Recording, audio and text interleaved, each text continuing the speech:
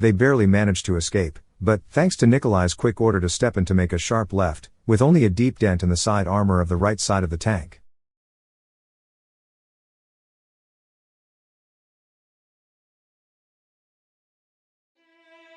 In November 1941, just outside Moscow, Russia, Red Army Junior Lieutenant Nikolai Ivushkin drove a worn-down truck and trailer with a young private named Vasily beside him.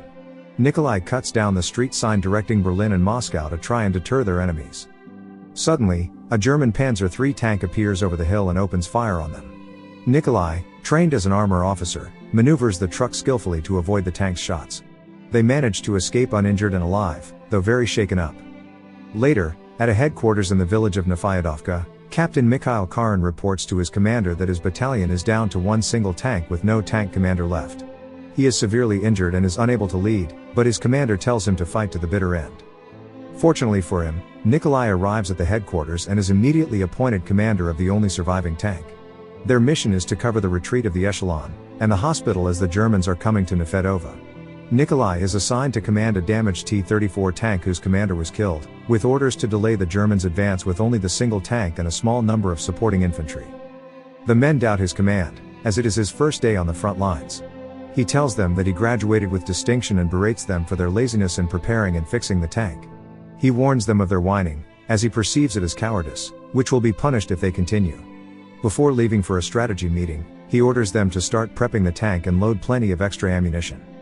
The following day, German SS Standartenführer Klaus Jäger and his men watch the village behind the tree line. He believes the Russians are planning something and orders his crew to move forward. Unbeknownst to them, Nikolai and his crew lay in ambush for the platoon of German panzers commanded by Jäger. They watch silently inside the tanks, waiting for when opportunity strikes when the Germans' tanks are in range. The German platoon stops. Jäger inspects the village from afar with his binoculars, and he sees a cannon. But the cannon is made only of wood to trick the Germans, and they fall for it, as Jäger orders tanks to take it out. Then, Nikolai's T-34 shoots at the two tanks, destroying them with one shot as they are hidden underneath a haystack. They shoot at another tank. Their location is now compromised, so they move out of the haystack and hide in a barn. The German soldiers retaliate by approaching on foot, while the Russians hide and wait for the T-34 to attack again. Their T-34 takes down another German panzer while the remaining infantry takes down the foot soldiers. Their T-34 managed to destroy 6 panzers.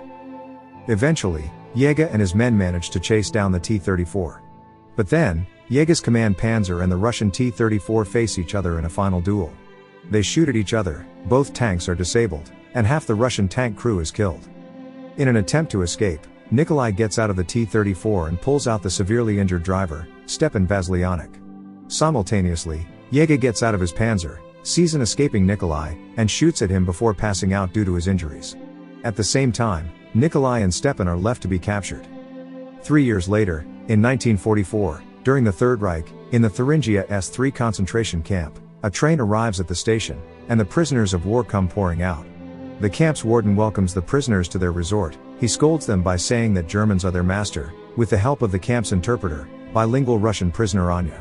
He threatens to kill Nikolai for not following orders and orders his men to put him in a special unit, where they torture him for information about his name and rank. Jäger, now a Standartenführer, gains permission from Reichsführer SS Heinrich Himmler and General Heinz Guderian to recruit an experienced tank crew from Soviet POWs in a concentration camp, to act as opponents for training the 12th SS Panzer Division Hitlerjugend. Nikolai has been a prisoner for 3 years and has refused to give his name. Still, Jäger recognizes his photograph from the camp records. Jäger proposes the idea to Nikolai through the camp's interpreter, Anya. At first, Nikolai refuses but agrees after Jäger threatens to kill Anya, and he finally reveals his name and rank. The next day, Nikolai is forced to choose his crew from the other prisoners of war or POWs in the camp.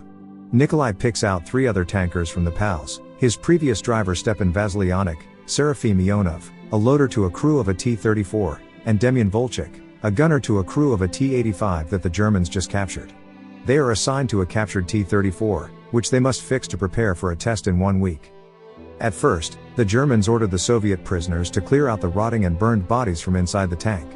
However, removing the bodies, they find a few remaining live shells and hand grenades. They are granted permission to bury their comrades. They hide the ammunition with the bodies in a stone burial on the edge of the training grounds. Later, Nikolai briefs them about the training grounds and hints about an escape plan. He explains the plan to Stepan to convince him. The other tankers refuse to participate but eventually agree. He later gets called to meet with Yega. That evening, Yega tells him where the T-34 should be positioned, but Nikolai wants to place it elsewhere, where they wouldn't be expected. Yega agrees and praises him for their stealth in their previous battle. After fixing the T-34, Nikolai and his men show their skill with the tank by driving it around an unbalanced terrain in circles. Not trusting the Soviets and intimidated by their skill, Yega orders his men to lay anti-tank mines around the entirety of the training grounds. Anya convinces Nikolai to let her escape with them, as only she has the opportunity to steal a map from Yega's office. She also gives him a mold to make a key. The next day, Yega prepares his men for the training exercise against the Russians. Before the training exercise, Nikolai and his crew retrieve the ammunition from the stone grave. The German tank set off to approach the Russian T-34. Simultaneously, Anya goes to Yega's office to steal a map that shows a safe route out of the area and gain a pass, letting her out of the camp for a day. Meanwhile, Nikolai's crew creates a smoke screen to mask their movements. Believing the T-34 is unarmed, the Germans are unprepared when the trainee's first Panther tank is disabled. This shocks all the officers watching, and they scramble to alert the Panthers. Then, a second shell is fired directly into the observation tower, killing most of the officers inside, except for Yega and Guderian, who jump out at the last second. The T-34 boldly storms through the training grounds car park while crushing many of the officers' staff cars and breaks through the main gate, avoiding the minefield. The tankers pick up Anya at a bus stop outside the camp, which shocks the women at the bus stop. With the help of Anya's stolen map, Nikolai plots a course toward Czechoslovakia and back to the Red Army's lines. In the first town they come through, Nikolai and his hungry crew stop to find some needed fuel, new clothing, and fresh food. The people and the guards are helpless as they watch them take what they need. They burn their ragged prisoner clothes as they drive out of town. As they move out of the town, enjoying their stolen goods, they suddenly encounter an anti-tank blockade boasting a towed anti-tank gun. They barely manage to escape, but, thanks to Nikolai's quick order to step in to make a sharp left, with only a deep dent in the side armor of the right side of the tank. Nikolai's crew drives the tank through the woods, avoiding the Germans and their gunshots. They cross the road again out of sight and disappear into the deep forest until they are clear. Meanwhile, Yega and Guderian receive news that the Russian escapees have escaped the blockade. Yega theorizes they are heading to the border and orders to tighten their troops on the minor roads, but believes they can still trap them and orders assistance for air support. After driving for a few hours, Stepan says that the tank will overheat soon, so Nikolai orders them to get to the mountain pass, where they will spend the night. They pull off into the woods to rest for the time being. Nikolai helps Anya out of the tank, and there is a clear connection between them as they look at each other intensely. Their crew spots a body of water nearby. They enjoy their freedom by bathing in the water while Anya prepares dinner. Meanwhile, Yega takes to the sky in a Fessler stork to find Nikolai's T-34. He then takes command of 4 Panthers and prepares an ambush in the small town of Klingenthal. At first, Nikolai suggests abandoning the tank and splitting up, believing they have a better chance of survival if they separate. Still, the crew insists on staying with him and is reluctant to leave their beloved tank. Before dawn, knowing that the Germans will be hunting them, Nikolai wakes up Anya and the crew and tells them they are all in danger. He tells Anya to go with them in the tank and tells her to make her way east on foot through the forests. He tells her to meet them by a meadow near Klingenthal, but she must leave at night if they are away by the next night. Nikolai and the crew say their goodbyes for now. At night, the T-34 enters the town and stumbles into the first of the 4 Panthers. Instead of trying to pierce its front armor, Volchik fires a shot under its hull that ricochets off the pavement and penetrates its underbelly. Nikolai realizes they are surrounded by the remaining 3 Panthers, including Yega. Knowing they must distract the enemies, he sends Volchik, armed only with a grenade, to disable one. Stepan crashes their T-34 through building walls before unexpectedly having a near collision with one of the other Panthers. The Russians manually turn their damaged tank and get a shot off just as the Germans are about to fire. They destroy the Panzer due to an ammo rack explosion, rattling the T-34 tank and the crew, stunning them. Meanwhile, the 2 other Panthers have arrived on the scene, and one aims at Nikolai. However, Volchik fires a shell out of the captured German tank. The 3rd Panther is disabled, but Yega quickly disposes of the captured Panther, badly wounding Volchik. Both Yega and Nikolai emerge from their tanks. Yega throws down his glove, inviting Nikolai to a duel. Nikolai asks for 5 minutes to pick up the wounded Volchik. Both tanks then move outside the town and face off over a narrow stone bridge across the river. As the tanks charge at each other, Yega fires several shots at the T-34 but fails to disable it. At the same time, Nikolai waits to fire their last shell directly through the driver's vision port. The two tanks fire simultaneously, badly damaging but not disabling each other.